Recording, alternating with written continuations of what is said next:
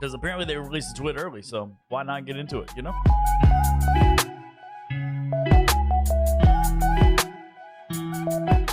I assume we're going to be going over all the Act 2 stuff, but let's see. This week in Destiny, March 6th, 2025.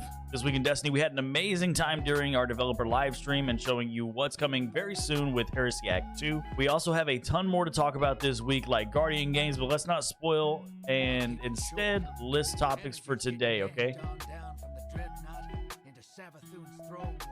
Drifter, please! Why every time I get into the Twitter, it starts happening, man? All right, we got a recap of our latest developer live stream. Guardian Games starts next week. Guardian Games Rushdown Roulette, PvP tuning updates and fixes coming to Act 2. Keen Thistle Weekend in Trials of Osiris. Reminder of our account linking update. Moments of Triumph Bungie Store sale. Destiny 2 fashion feedback, Titan armor ornament preview. Our last Destiny 2 Heresy fashion picks.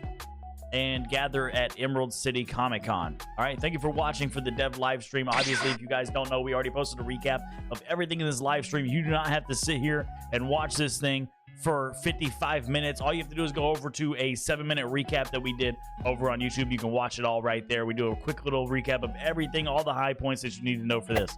What's coming? Court of Blades activity. We have a new arsenal weapons coming with Heresy Act 2. So you got your glaive, your fusion rifle, got a new submachine gun, a 2-round burst sidearm, and a awesome bow that I think everybody's going to want a part of for this one. It's a lightweight frame bow that's going to shoot very fast. And with the origin trait, you can actually get it to do Archer's Tempo on its own. And you can go for roles like propulsive braces, stabilizing rounds. We talked about this in the dev live stream recap. This is going to be an awesome bow to have. I'm not even going to go for the name. I can't even go for the name. The name is crazy. I think it's Amnesties, whatever it is. It's a bow. New artifact column coming in. We also talked about this in the recap. We got overload trace rifles, beam medic, elemental siphon, harsh refraction, and limit break. All of these went over in detail in the recap, but obviously all this stuff's going to be here. Big things here is obviously going to be overload trace is amazing, and then your limit break with casting your super while you are critically wounded or have an elemental buff matching your super is going to grant you increased super damage. So this is going to be fun to play around with. We're going to see how much super damage that actually perks up for us. So we'll see how that works out. This is going to be a great column to have, especially if you farmed for the new trace rifle in Sundered Doctrine. I have one with shoot to loot and detonator beam is going to be really good to use for overload and things of that nature. So more to come on that. That's going to be great to mess around with. We also gave a quick look at what's coming in Act 3. So if you didn't pay attention to it, obviously at the very end they also went into the Rite of the Nine dungeon game mode. There's going to be more of like a contest mode version of dungeons, or a guided version of dungeons. They're gonna have 3 different difficulties. The 3 dungeons that they're bringing back are gonna be Prophecy, Spire of the Watcher, and Ghost of the Deep. This is gonna be a great thing. It's gonna be super fun. They also redid a lot of the weapons out of there. I think there's 4 weapons from each dungeon, so it ends up being like 12 weapons that are gonna act like your Brave Arsenal. For all of you that played whenever Into the Light was out, this is gonna act just like your Brave Arsenal. They're going to be reskinned weapons with new perks as well. So it's going to be a good time to farm those weapons. Some of the weapons that you may not have even used, like Ghost of the Deep, has some terrible weapons. Like nobody wants any of the weapons out of there, really. They're going to be revamping those to give us some perks that people actually want. Super excited about that. Sunless Cell is getting a reprise. The old D1 strike is coming back. We watched a video on that after they announced it.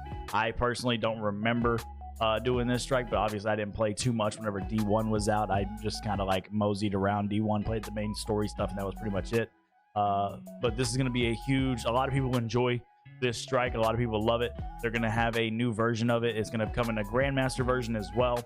And they're going to be changing the final boss, because obviously we have the Lightbearer from Lightblade.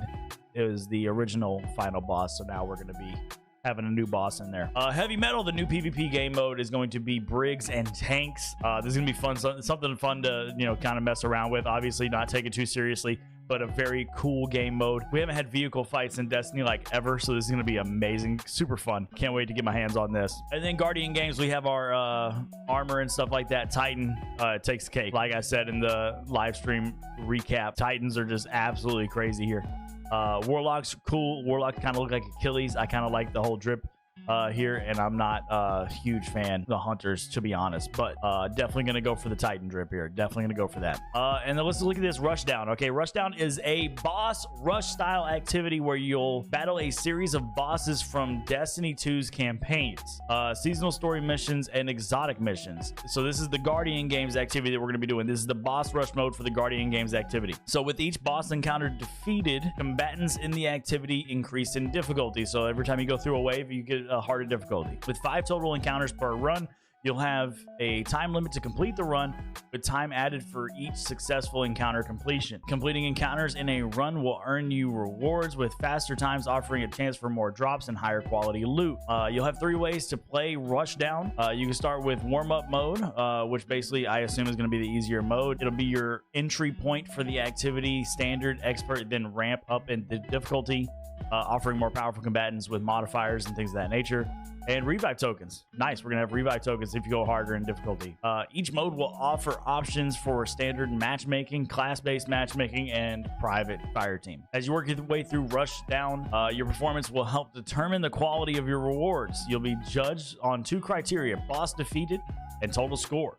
So usually if this is your first time doing Guardian Games, there's usually like a flash value for, you know, doing finishers or doing like debuffs and like multiple heavy weapon kills and stuff like that. The flashier you are with taking down enemies, the more points you're going to get. I assume it's going to be similar to that. You can increase your score by completing encounters quickly and earning bonus points for the extra time remaining. Limiting your use of revive tokens will also increase your score as you get bonus for unused tokens.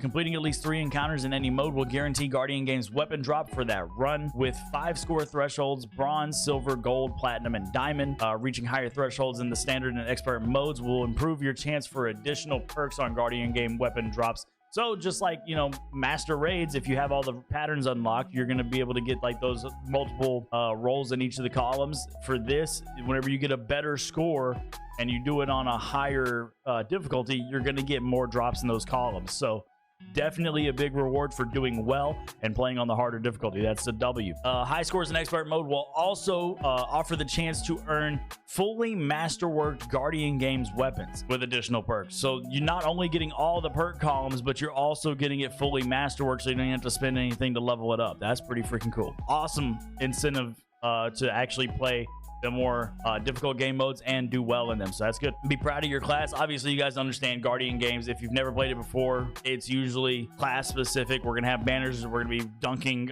motes and raising points for our specific class. For people that just main one class, I guess that's a huge deal, but for all those of us that play a lot of classes, just make sure you don't dunk until you like go to dunk on your main. So if you're a hunter main, you can play everything on everybody, but make sure you only dunk all of your stuff on a hunter. You know what I'm saying? Just make sure you're not dunking any of the banners.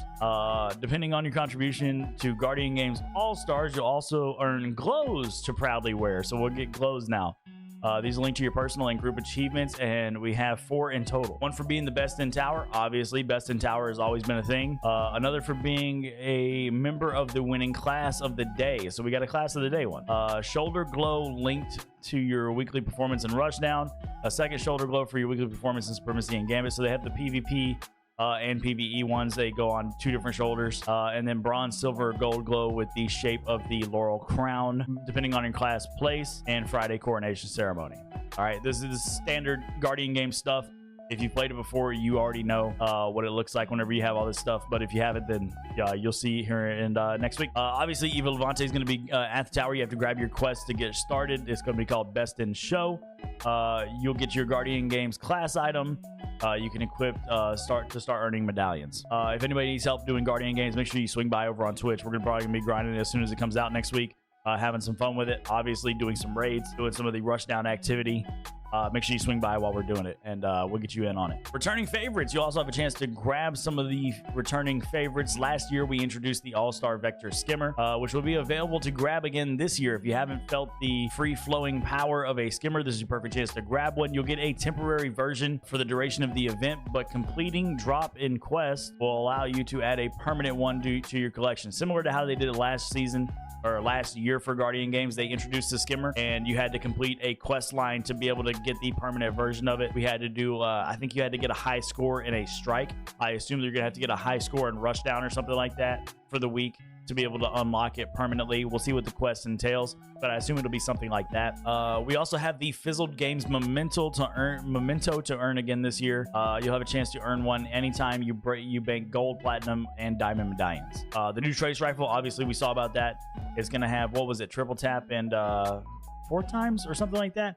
It's going to have 2 reload perks in the 3rd column, and then obviously all your arc stuff in the 4th column. Jolting feedback and stuff like that. Rolling storm, anything like that. So it's got a few reload perks, and it's got some good arc perks on it as well. Going to be a good arc trace rifle to have, especially with the new column of perks being added. New event, new look. Like I said, here's the armor. Obviously, Titan is insanely cool. Warlock looks great. I feel like, man, they made the hunter too bulky, man.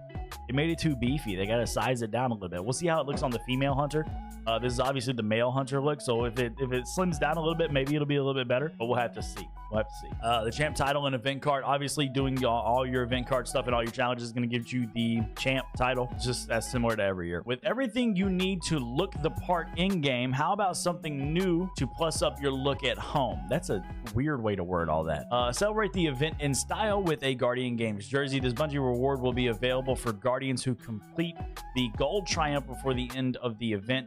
So grab your medallions and get dunking. So make sure that you are participating in Guardian games and dunking a lot of stuff so you can get the gold triumph and get this thing unlocked. I definitely want one of these. I definitely want one of these right here. This is gonna be a cool thing to have. One of those things that'd be fun to like wear on stream and stuff like that. So definitely want this one. This is gonna be good. The homie back in the roulette. Let's go. Celebrate the launch of Rushdown. Select group of Destiny 2 content creators will be participating in a fun activation across the Guardian games period. Tune in and you can win a range of prizes.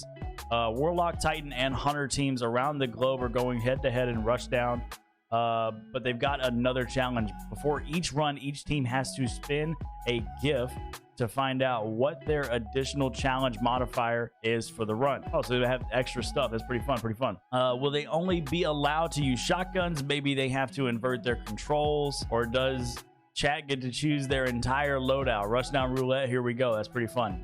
Each week of Guardian games, reset to reset, creator teams can submit their best recorded score and rush down to the leaderboard. Cool. So make sure you guys tune in to the homie. He's running for Warlocks. Don't forget to sub to our creators too. So while Guardian games is active, we're gonna have some new emblems to receive from subbing to the channel. This is actually a really cool Guardian games emblem, honestly. Probably one of the better ones I've seen, so that's pretty cool. We got a Crucible team update. Of course it's getting tuned, dude. Of course. Why wouldn't it? Everybody's been crushing it so hard. Earlier we posted about some changes we were going to be making to the Redrix E-Stock, more in line for our Crucible sandbox. We wanted to dive a little deeper into the changes and explain the reasoning behind them. Tuning sword logic. Damage against players in PvP. This will not affect PvE. Not like anybody was really using this for PvE. Reduce base damage for bonus kills against players from 20% to 15%. And increase damage bonus for kills against players in supers from 35% to 50%.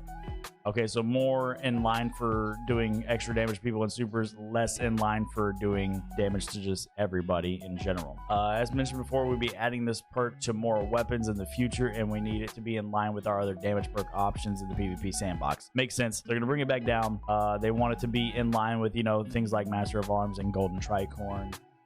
We do allow damage perks to surpass the 15% limit when an additional action is required. For example, kill clip, harmony, and desperate measures and stuff like that. Being able to get kills and then extra kills on top of that with like grenades and stuff like that. Obviously, whenever there's an extra step, you can obviously get more damage than the 15%, but they wanted everything that where it's just getting a kill and that's it to be in that 15% margin. So that's good.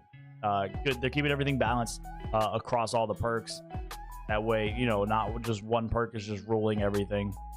Makes sense. Walking back some of the buff that lightweight pulse rifles received in the Destiny 2 update. So they're backtracking a little bit here. Body shot damage against players reduced from 20.4 to 19.7. Critical hit damage reduced from 31.8 to 31.5. This is still a damage increase over their values from the previous update.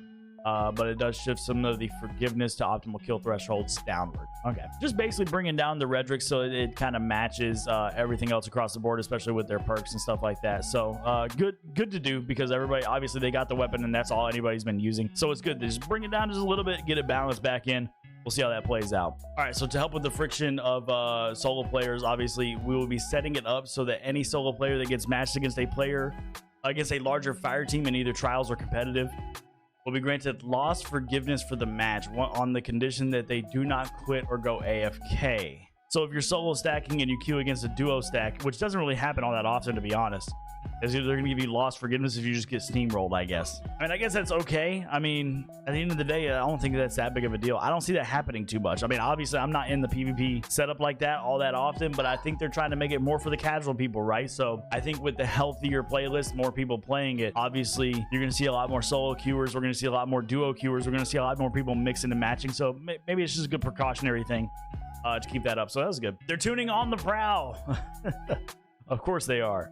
Smoke debuff no longer reduces player move speed or jump height, no longer reduces the player weapon handling, no longer suppresses player movement abilities. So basically, the smoke debuff just doesn't work.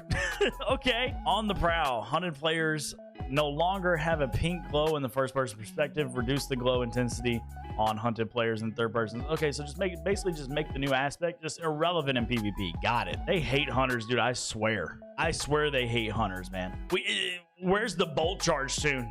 I don't see a single bolt charge tune in here. I mean, I guess they did it last time. Whatever, dude. I hate it here. I hate being a hunter, dude. New trial sniper rifle. You're gonna be able to get the new trial sniper rifle this weekend, starting tomorrow. Account linking update on February 13th. We share with you all an important update regarding account linking on Bungie.net.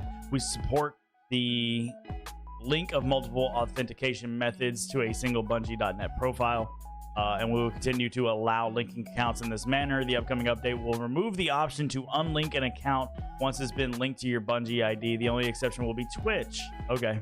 Make sure you have your correct accounts linked because you won't be able to unlink and relink. So, Moments of Triumph Bungie Store sale, obviously. Armor Ornament Preview. What is this one? As Codename Frontiers get closer, we're starting to get hyped about all the fashion that's just around the corner. Once again, we're tipping our hand a little, showing ornament for another exotic in desperate need of a glow up. The exotic armor getting its first ever ornament is none other than the most beloved and often strongest exotic arms for Titans. Worm God. Oh, this is a Worm God ornament. Let's go, dude. Yeah, Worm Gods definitely needs one. It really just depends on how it shades. It looks really good as its base, but how it shades is going to be the most important thing. But obviously, much needed ornament for Worm Gods, because obviously the not shading of the green just kind of made it impossible to drip around. So this is going to be good for drip. Destiny 2 fashion feedback, well done, Bungie. And then they got Emerald City Con. All right, so big things here. PvP updates for the pulse rifles. Hunters are not going to be able to use on the prowl pretty much.